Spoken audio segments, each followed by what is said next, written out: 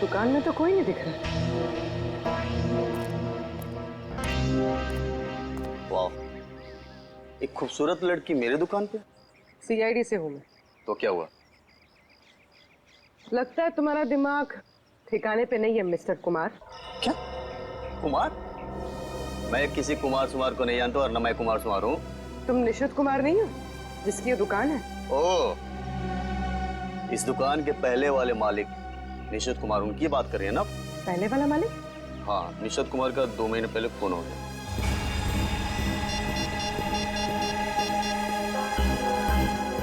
Hello, Abhijit sir.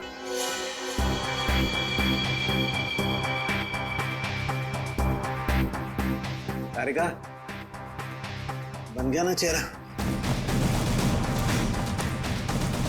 तो इन्होंने ये दुकान निशित कुमार से खरीदी और 2 महीने पहले उनका खून हो गया।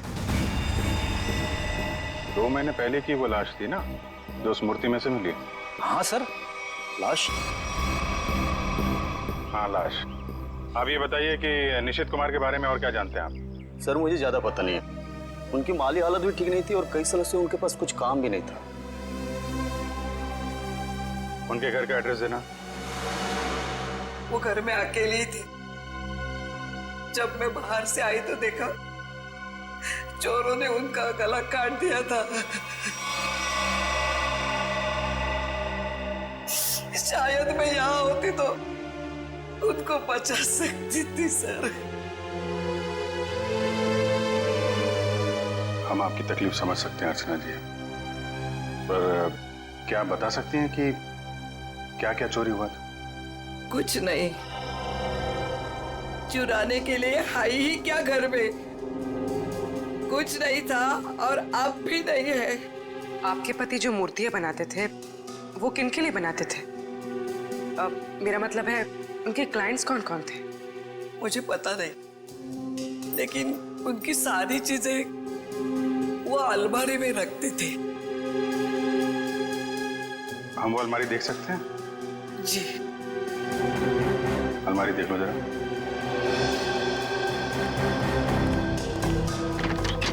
अर्चना जी, ऐसा भी हो सकता है कि ये चोरी का मामला ना हो।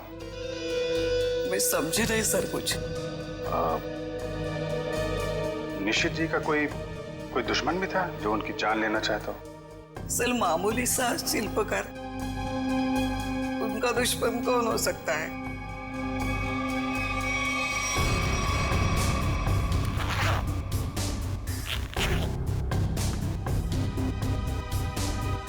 सर, हाँ बेट। इस फाइल में मूर्तियों की बहुत सारी न्यूज़पेपर कटिंग है सर। वो जो सारी मूर्ति बनाते थे ना, उसका सारा रिकॉर्ड इसी फाइल में रखते थे। और सर ये देखिए।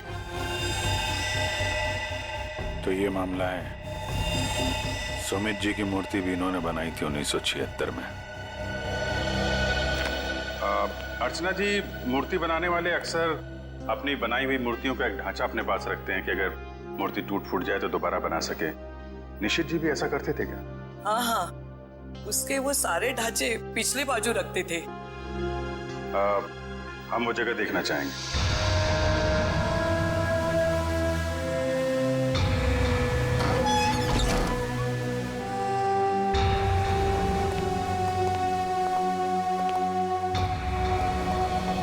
सर आप सब देख रहे हैं ना, ये उनकी पूरी जिंदगी की कारीगरी है।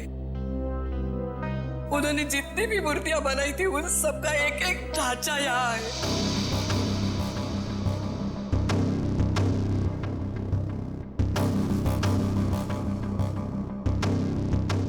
वो वाला नहीं दिख रहा है? कौन सा वाला? वो सुमित जी की जो मूर्ति का ढांचा है। वो उस तरफ होना चाहिए।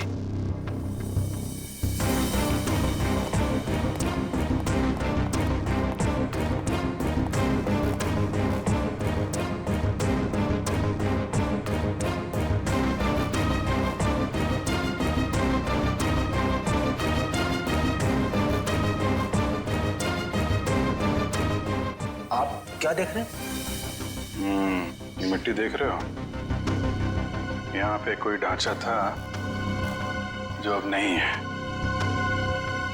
अर्चना जी, हाँ वो सुमित कुमार जी की मूर्ति का ढांचा यहीं पे था? हाँ यही था। ले गए। सर आपका मतलब उन चोरों से थे नहीं? सुमित कुमार जी की मूर्ति का ढांचा चोर चुरा के ले गए। निशित जी का खून इस ढांचे की वजह से ही हुआ है। लेकिन सर, सुमित जी की मूर्ति का ढांचा चुरा के चोर क्या करेंगे? उस ढांचे की मदद से सुमित जी की नई मूर्ति बनाई गई और उस लाश को उसमें डाल दिया गया। लेकिन सर हमें कैसे पता चलेगा वो लाश किसकी है? साड़ू के साहब लगे हैं ना लाश का चेहरा बनाने में। एक बार चेहरा बन जाए सारी कहानी सामने आ जाएगी। हाँ डॉक्टर साहब, बन गया चेहरा?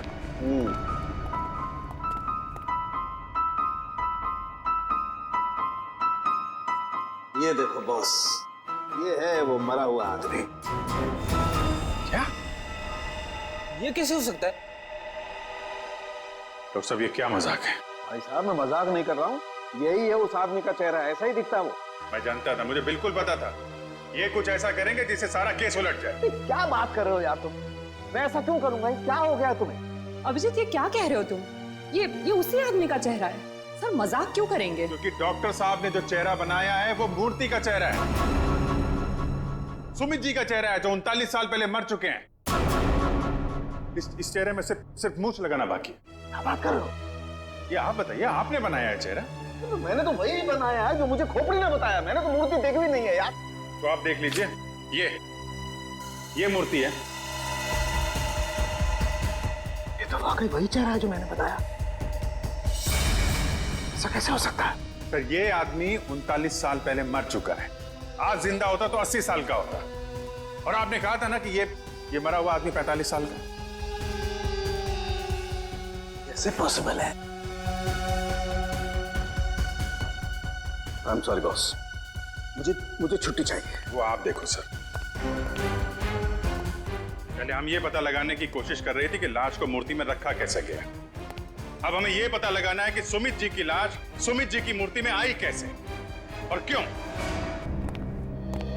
सर कुछ पता चला उस लाश के बारे में? देखिए, उसी के बारे में हम लोग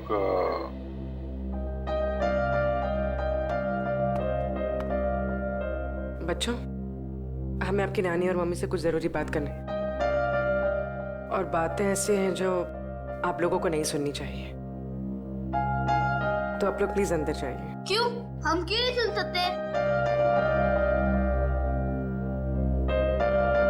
ये बड़ों की बातें हैं, बच्चों का कोई काम नहीं। हमें पता है, हमारे आजोबा की मूर्ति में से लाश मिली है ना। आप उसी के बारे में बात करने आए हो ना? हाँ, और कुछ जरूरी बातें हैं। आप लोग अच्छे बच्चे हो ना? हो ना? प्लीज अंदर जाओ।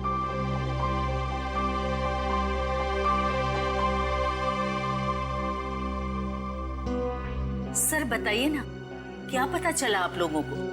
एक्चुअली इस केस की जांच को लेकर हम थोड़ी उलझन में हैं और हमें लगता है कि आप सुलझा सकती हैं इस उलझन को। कैसे उलझन? और मैं कैसे सुलझा सकती हूँ? दरअसल ये सब हमारे परिवार वाले जैसे ही हैं। जब से शादी करके आई हूँ इसी कॉलोनी में रह रही हूँ। ये लोग सब कुछ जानते हैं। आपको जो कुछ भी कहना है इनके सामने कह सकते हैं। ठीक है, आपके पति सुमित जी को गुजरे हुए करीब 39 साल हो गए, है ना? लेकिन सुमित जी की मूर्ति में से हमें जो लाश मिली है वो सुमित जी की है।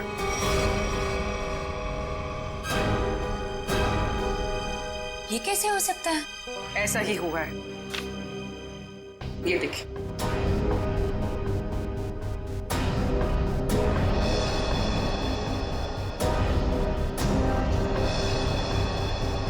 इतने यकीन के साथ आप ये कैसे कह सकते हैं? हाँ, ये हो ही नहीं सकता। जरूर कुछ भूल हुई है आप लोगों से। कोई भूल नहीं हुई।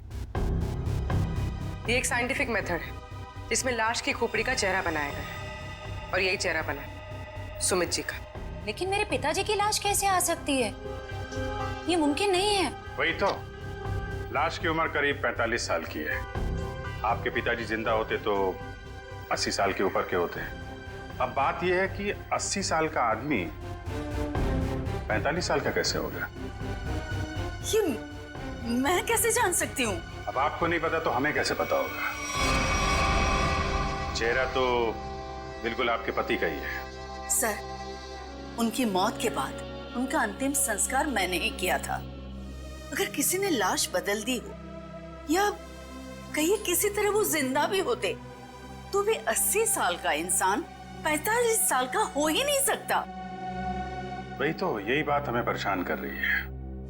अच्छा, आपके परिवार में कोई ऐसा आदमी था जो बिल्कुल सुमित जी से मिलता जुलता हो? नहीं, जब से मैं उन्हें जानती हूँ या जब से मेरी शादी हुई है, मैंने तो ऐसा किसी को नहीं देखा जो उनकी तरह दिख रहा हो। चूंकि उस मरे हुए आदमी का चेहरा हूबहू आपके पति से मिलता जुलता है और उन दोनों में कोई संबंध है या नहीं, ये जानने के लिए मालती जी हमें आपकी थोड़ी मदद चाहिए। कैसी मदद? अगर आपको बुरा ना लगे तो हमें आपका डीएनए उस मरे हुए आदमी से मिला के देखना होगा।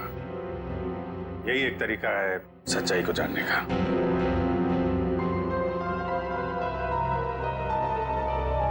ठीक है, मैं तैयार हूँ, क्योंकि हम भी इस सवाल का जवाब चाहते हैं।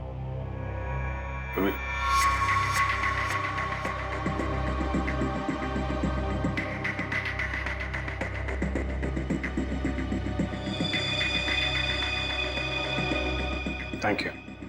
हम फिर मिलेंगे और तब जवाब के साथ मिलेंगे। तारिका जी, डीएनए रिपोर्ट आ गई? पार्शियल मैच है। क्या पार्शियल मैच है? देखा, इसका मतलब सालू के गलत नहीं था बॉस। ये आदमी सुमित के परिवार का ही, बाप का डीएनए बेटी में भी है और इस मरे हुए आदमी में भी। निश्चित रूप से ये आदमी सुमित के परिवार का ही कोई है। अगर ये सुमित का रिश्तेदार है तो किसी ने इसे पहचाना कैसे नहीं? कोई तो होगा जिसे पहचानता। ये बड़ी चौंकाने वाली बात है। आपने जो इसका चेहरा बनाया था उसकी फोटो हमने अखबार में भी भेजी, लेकिन ऐसा कोई भी आदमी सामने नहीं आया जो इसे पहचानता हो। अगर ये इसी शहर में था तो किसी ने तो इसे देखा होगा। कोई तो होगा इसके पहचान वाला। तारिका जी, आप तो जीनियस हैं। ऐसे क्या कह दिया मैंने? केस सॉल्व कर दिया। हो सकता है ये आदमी इस देश का हो ही ना। हो सकता है कि मरने से कुछ समय पहले इस देश में आया। ओह, इसीलिए किसी ने इसे पहचाना नहीं। हाँ, पिछले 2-3 महीने की इमिग्रेशन रिपोर्ट्स चेक करनी होंगी हमें। पंकज, आज के अखबार में मैंने अपना राशिफल देखा। जानते हो क्या लिखा था उसमें? क्या था सर? बहुत जल्द नौकरी में बदलाव होगा। इसका मतलब जानते हो? हाँ सर, ये तो बहुत दुख की बात है। आपका डिमोशन होने वाला है। आपकी पोस्ट तो मेरे से भी नीचे होने वाली है। क्या बोलता है? अरे इसका मतलब है मेरा बहुत जल्द प्रमोशन होने वाला है। हाँ, पिछले 1 हफ्ते से मुझे ऐसा ही लग रहा है। लेकिन मुझे ऐसा नहीं लग रहा है। क्यों? सर अभिजीत सर ने बिल्कुल सही पता लगाया सर। इमिग्रेशन रिकॉर्ड से उस मरे हुए आदमी का चेहरा मैच कर रहा है सर। गुड, मिला है सर।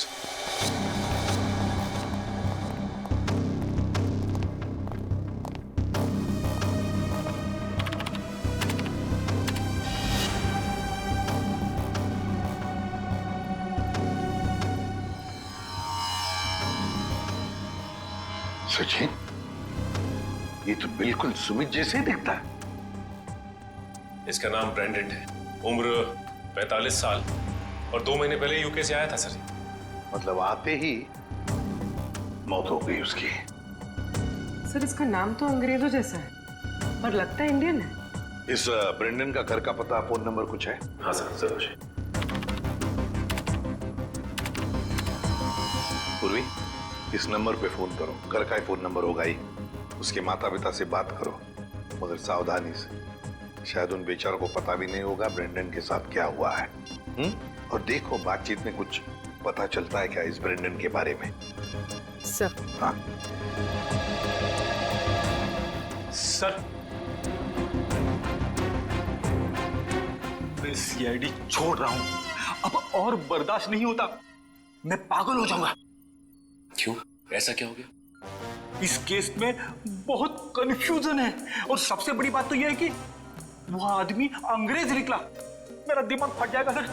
मैं भी छुट्टी पे जा रहा हूं सालू के साथ के साथ। अभी जाओ, अभी जाओ, इसी वक्त बोरिया भी सरा बांधो, निकल जाओ सीआईडी से, जाओ।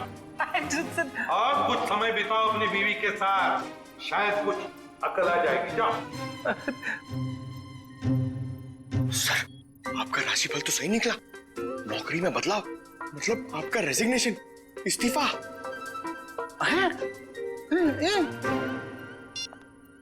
सर। हाँ पूर्वी, बात हो गई? हाँ सर, एक और चौंकाने वाली बात पता चली। क्या? सर, ये ब्रेंडन सुमित का बेटा था। ब्रेंडन सुमित का बेटा है? वो कैसे? उसकी पहली शादी से। सुमित ने बेatrice नाम की एक अंग्रेज औरत से 1970 में शादी की थी। बेटे को जन्म देते हुए वो औरत मर गई। बीवी की मौत के बाद उसका दिल टूट गया और वो अपने इस बेटे को लेकर इंडिया वापस आना चाहता था, लेकिन उसकी बीवी के घर वालों ने बच्चे को आने नहीं दी, इसलिए बच्चे को नाना नानी के पास छोड़कर वो इंडिया आ गया। और इंडिया में आने के बाद उसने अर्चना से शादी की और अपनी पिछली जिंदगी मिटा दी, किसी को कुछ भी नहीं बताया। और इसीलिए सुमित के इस बेटे ब्रेंडन के बारे में यहाँ पे किसी को भी कुछ पता नहीं था। Yes sir. हाँ, लेकिन ये ब्रेंडन इंडिया आया क्यों? क्यों आया ये? सर, अपने नाना नानी की मौत के बाद उसे अपने पिता के बारे में पता चला, तो अपने पिता के परिवार वालों के बारे में जानने के लिए वो इंडिया आया था। कोई आदमी अपने परिवार के बारे में जानने के लिए इंडिया आता है और यहाँ पर उसका खून हो जाता है। नहीं नहीं नहीं नहीं, ये कोई और ही चक्कर है। सर, अब इस ब्रेंडन के खूनी तक हम कैसे पहुंचेंगे? शुरू से शुरू करके। सॉरी सर, आपका मतलब क्या था? एयरपोर्ट से पंकज, एयरपोर्ट से। जैसे ब्रेंडन एयरपोर्ट पर उतरा, पता लगाएंगे वो कहाँ गया, कैसे गया, किससे मिला।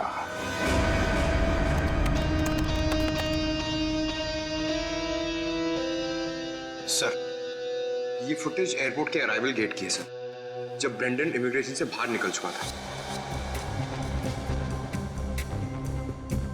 सर, ये रहा ब्रेंडन, ये कैप वाला आदमी ब्रेंडन से मिलने आया? कैप की वजह से उसका चेहरा ठीक से दिख नहीं रहा। जरा जूम करो उसमें।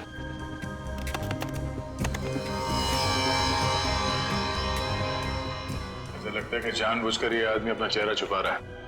ये चाहता नहीं है कि उसका चेहरा कैमरे पे कैप्चर हो। आगे बढ़ो। सर, ये दोनों तो पार्किंग की तरफ गए। इसका मतलब इस कैप वाले आदमी की गाड़ी पार्किंग में है। एक काम करो, इन दोनों के बाहर निकलने से आधे घंटे तक जितनी भी गाड़ियां एयरपोर्ट के पार्किंग लॉट से बाहर निकली है, उन सब के डिटेल्स निकालो। पता चल जाएगा इस कैप वाले की कौन सी गाड़ी है।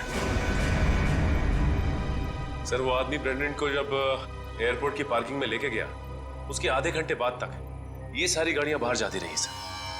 बस वे ठीक है, एक एक को फोन करो और पता लगाओ किस पैसेंजर को इन्होंने एयरपोर्ट से पिकअप किया और कहां जाके छोड़ा। हेलो जी, मैं सीआईडी से इंस्पेक्टर सचिन बोल रहा हूँ। अच्छा, ये बताइए कि 15 फरवरी को आपकी कार इंटरनेशनल एयरपोर्ट पे गई थी किसी को छोड़ने के लिए? आप क्या करने गए थे? किसी को छोड़ने गए थे? मिसेस आंचल कुमार। ओके पूर्वी। ओके। ओके, क्या? किसको छोड़ने गए थे? Peter Frank. अच्छा, ये कौन सी फ्लाइट से आए? ओके।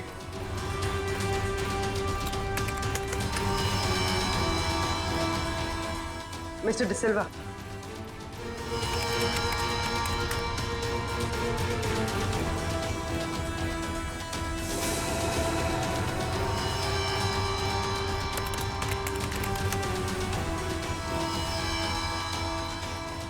ओके पूर्वी, अब बचा है सिर्फ एक नंबर, ये VH 543259।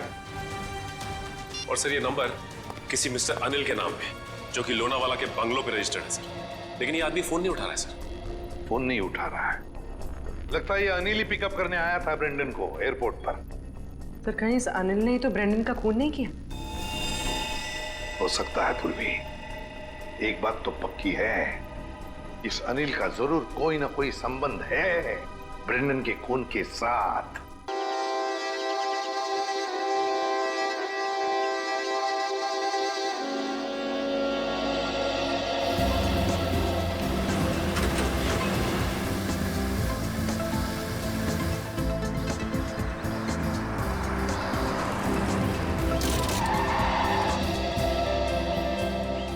अवनी एक काम करो, गाड़ी को रिवर्स गियर में लगाओ।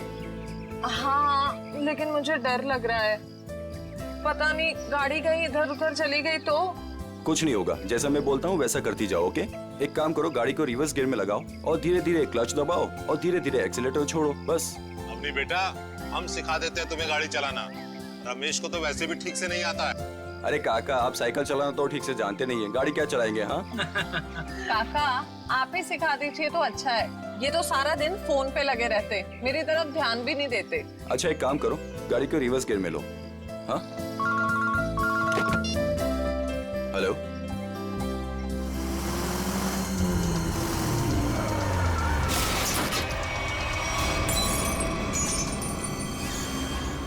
अवनी ये तुमने क्या कर दिया? हाँ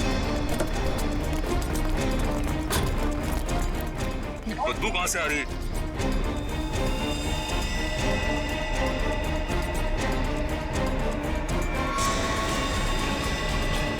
इसके अंदर लाश कहां से आ गई? इसमें से बदबू भी कितनी आ रही है? हे भगवान, इन्होंने तो लाश देख ली।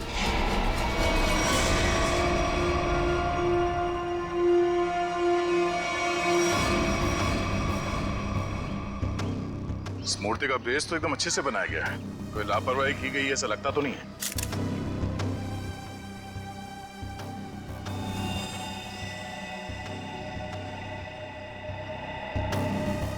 अगर इस मूर्ति में इसको रखा क्यों होगा? और वो भी ऐसे चहल पहल वाली कॉलोनी के बीच में रखी गई मूर्ति, वो भी ऐसे कॉलोनी के बीचों बीच जहां पे इतनी चहल पहल है।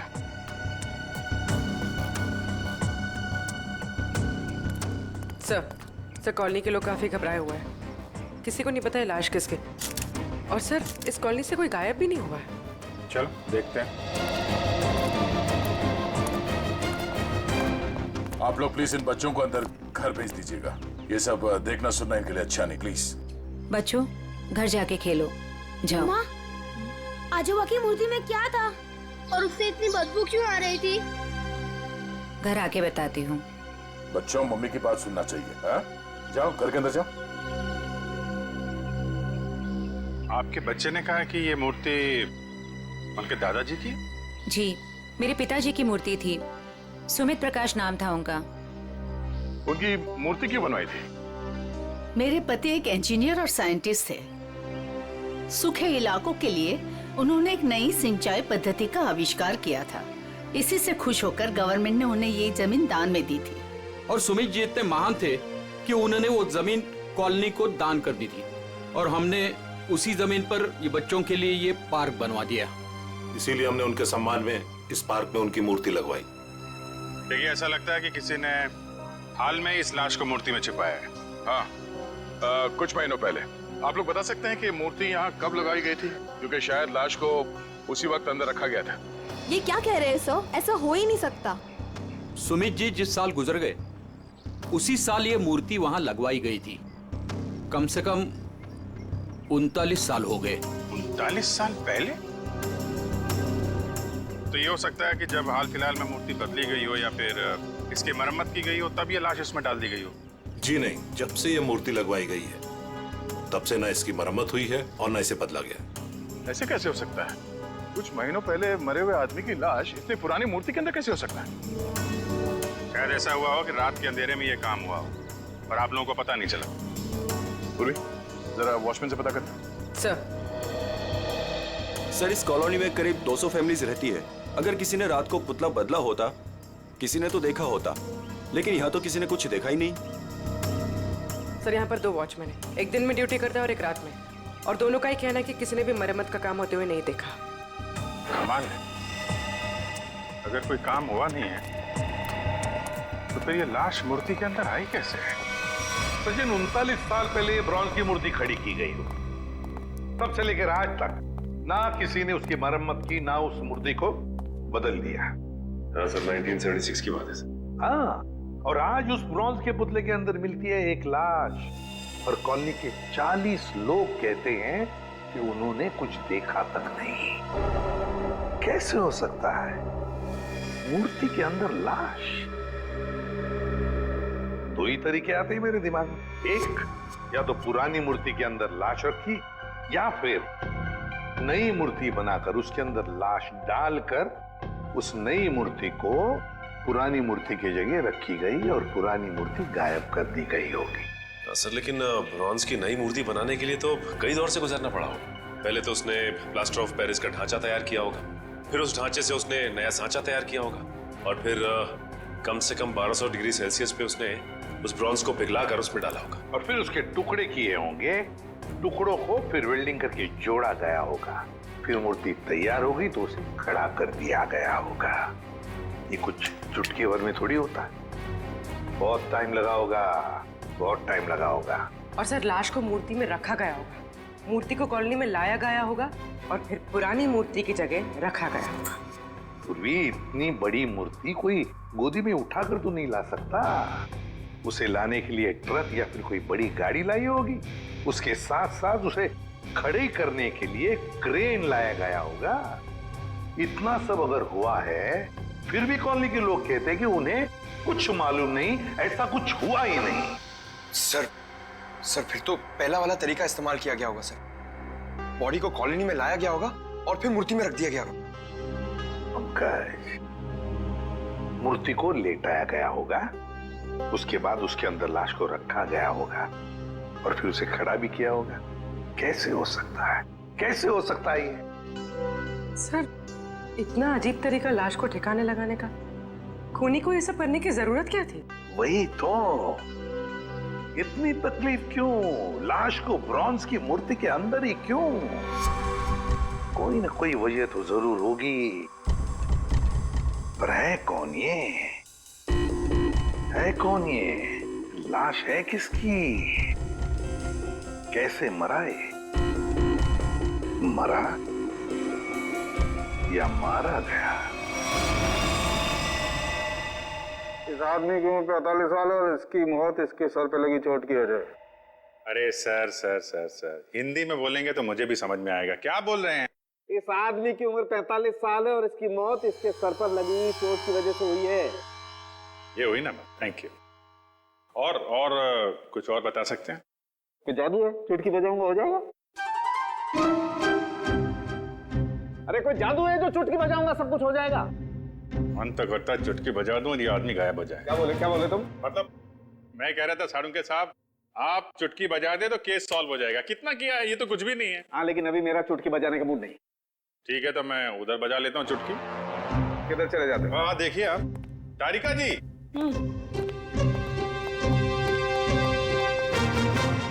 कुछ मिला आईडी वाईडी आपको? ना आईडी ना वॉलेट, कुछ नहीं। और ये कपड़ों की हालत देखो। भाई साहब, बज गई चुटकी। लेकिन मैं आपको एक चीज बता सकती हूँ। अरे वाह, अब बजी चुटकी। मुझे मालूम था तारिका जी, आप मुझे कभी निराश नहीं करेंगे। बताइए।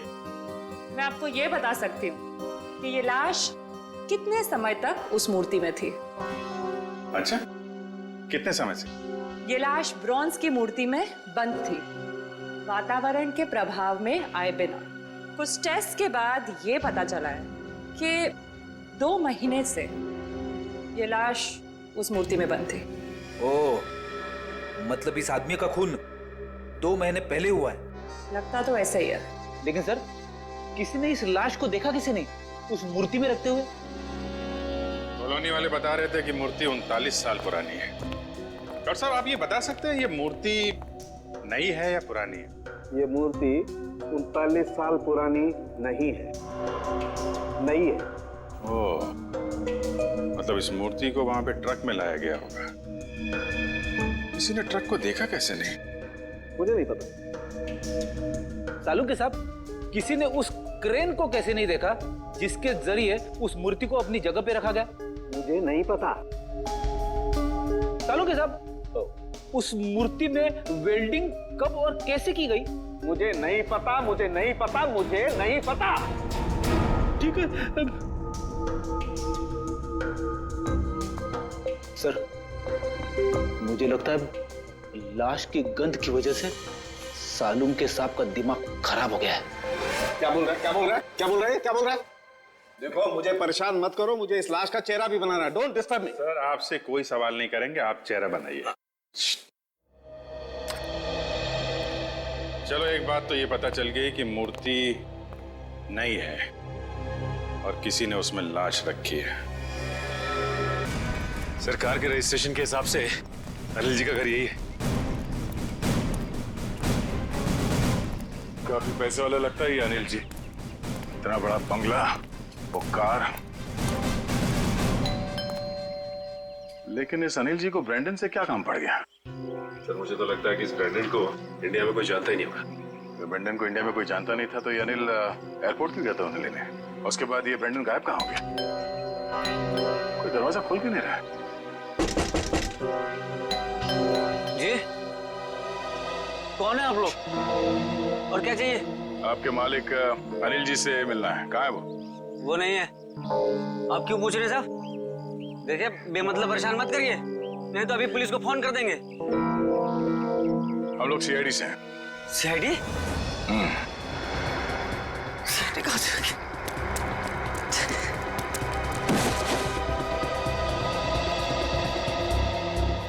अब ये हमारे किसी काम का नहीं है।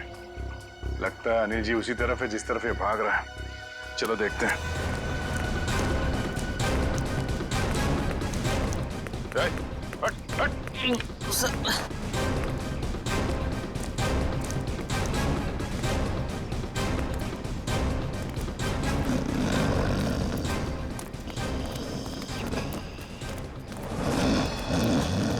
लगता है यही अनिल जी है। अनिल जी, मालिक और नौकर एक साथ शराब पी रहे थे यहाँ पे। अनिल जी, अनिल जी, जी। हम ये जानने आए हैं कि कुछ महीने पहले आप ब्रेंडन को एयरपोर्ट से लेकर कहाँ गए थे? एयरपोर्ट? ब्रैंडन? मैं कुछ नहीं समझ पा रहा यार, क्या बोल रहे हो तुम? हम ये कह रहे हैं कि ब्रैंडन को लेके आप एयरपोर्ट से आए थे और ये हमने सीसीटीवी फुटेज में देखा है।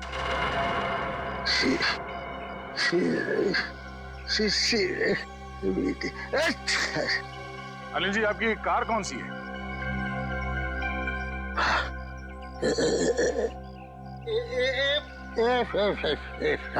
सच्चाई तो ये है कि ना तो ये बंगला आपका है और ना ही वो कार।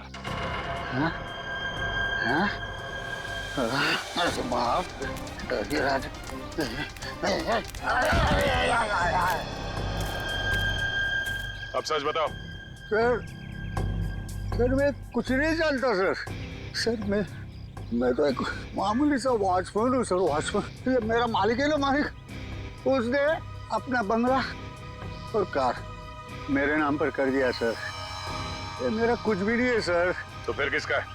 सर मैं कैसे बोलूं सर, मेरी जान चली जाएगी सर। देखो, तुम चिंता मत करो, कुछ नहीं होगा तुम्हें। सिर्फ ये बताओ, किसने कहा था तुम्हें ये सब करने के लिए? क्या बात है, आप लोगों ने हमें यहाँ क्यों बुलाया? कुछ पता चला क्या? हाँ, एक चौंकाने वाली कहानी। ये कहानी हम आप लोगों को भी सुनाते हैं।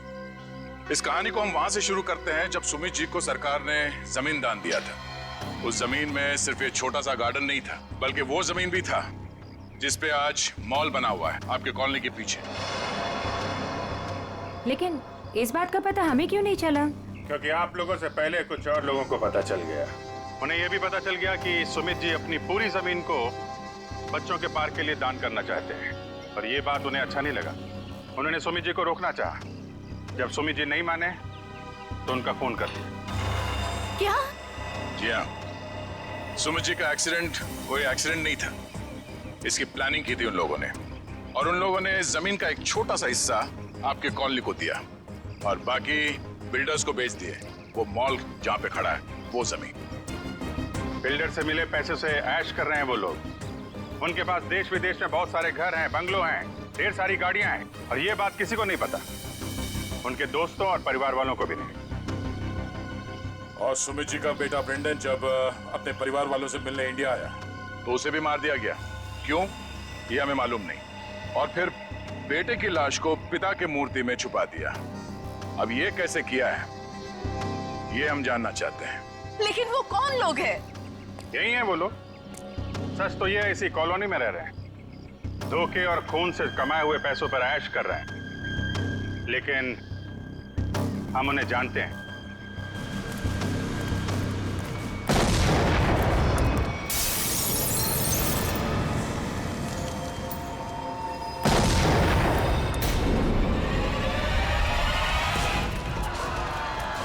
अजय, अजय, उनको पीछे आइए, जल्दी।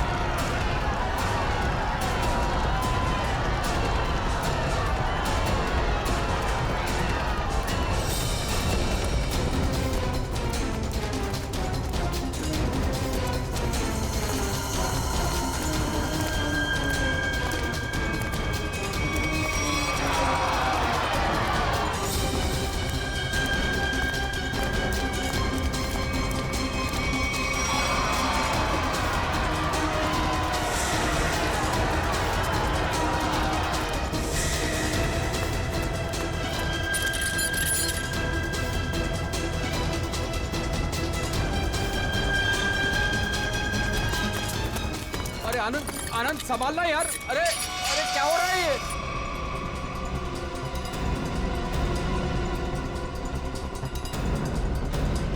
कहाँ भाग रहे हो? अरे सर उतारिए हम लोगों को। सर मर जाएंगे हम। सर नीचे उतारिए प्लीज। सर हमने तो तुम दोनों का नाम भी नहीं लिया था। हाँ, मगर तुम लोगों के लोनावले वाले बंगले पे गए थे हम लोग। नीचे उतारिए ना। अरे तुम लोग तो वैसे ही गिरे हुए आदमी हो।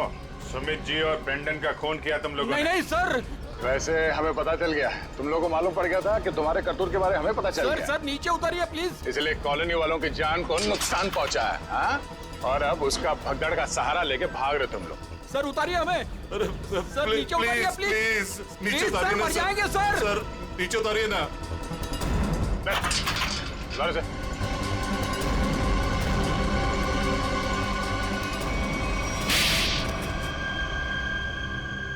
लेकिन वो तो आपके दोस्त थे, फिर आपने उनको क्यों मार दिया? क्योंकि इनके लिए पैसा दोस्ती से ज्यादा मायने रखता है। लेकिन ब्रेंडन को क्यों मारा? सर एक्चुअली हम उसे मारना नहीं चाहते थे। हम उसे एयरपोर्ट से सीधा हमारे खाली पड़े हुए फ्लैट पे लेके गए। हमने सोचा था हम उसके बाप के मरने की झूठी कहानियां सुनाकर उसको यूके वापस भेज देंगे, और उसने हमारी वो बातें सुन ली थी जिसमें हमने सुमित को मारने का जिक्र किया था। इसके लिए उसको मारा सर। लेकिन उसकी लाश मूर्ति में क्यों छुपाई? हम नहीं चाहते थे कि उसकी लाश किसी भी हालत में सीआईडी को मिले। अगर हम उसे जलाते, दफनाते या किसी तालाब झील में उसकी लाश छोड़ देते तो एक न एक दिन तो लाश मिल ही जाती ना। फिर तो हम पकड़े जाते। इसलिए हमने उसकी लाश सुमित की मूर्ति के अंदर डाल दी थी ताकि कोई ढूंढ ना सके। इसीलिए तुम लोगों ने निशित को मार दिया और उसके गोडाउन से सुमित जी के पुतले का ढांचा को चुरा लिया और नई मूर्ति बनाई। हाँ? लेकिन तुम लोगों ने मूर्ति जब बदली तो कॉलोनी वालों को कैसे नहीं पता चला? वो सर, हमने एक दिन पूरे कॉलोनी वालों को रात के खाने की दावत दी थी और हमने उनके खाने में नींद की गोलियां डाल दी थी। अच्छा, जब सारी कॉलोनी सो गई तो पुरानी मूर्ति की जगह नई मूर्ति रख दी। अगर अवनी अपने कार से उस मूर्ति को ठोकर नहीं मारती तो इनके काले कारनामों से पर्दा नहीं हटता। लेकिन सच्चाई में एक ताकत होती है जो कभी छुपती नहीं। और जुर्म में भी वही कमजोरी होती है, वो भी कभी छुपती नहीं। इन्हें हमारे हवाले कर दीजिए, इन्हें सजा अब हम देंगे। हाँ सर, इन्होंने हमें धोखा दिया है, ये हमारे गुनहगार है।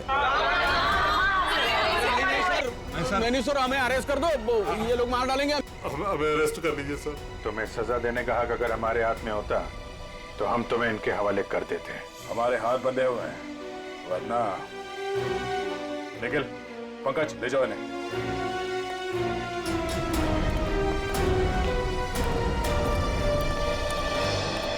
बेटा, आप लोगों का बहुत बहुत शुक्रिया कि आप लोगों ने ये गुत्थी सुलझाई और छिपे हुए गुनहगारों को पकड़ लिया। ये तो हमारा फर्ज था, लेकिन हम पूरी कोशिश करेंगे कि मॉल की जमीन भी कॉलोनी को वापस मिल जाए। आपके पति का जो सपना था वो पूरा होके ही रहेगा। खुश रहो बेटा, खुश रहो।